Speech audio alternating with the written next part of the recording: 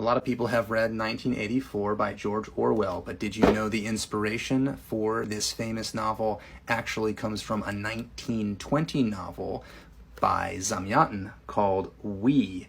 I heard about We when the Arcade Fire album We came out. I'm a big Arcade Fire fan, and I found out that the inspiration for a lot of the album and the album's title obviously comes from this novel.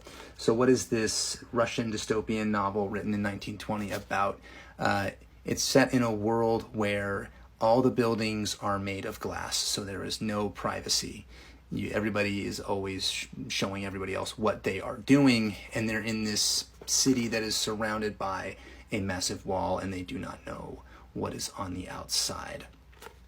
We also have our main character, who is a mathematician working on this rocket that's supposed to send the history of their culture into space, I guess, so that people in other places can have this ideal culture.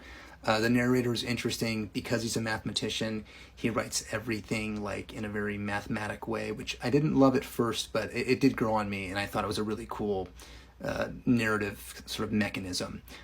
If you've read 1984, I would recommend, and you liked it, I would recommend reading this just because it's cool to compare the two.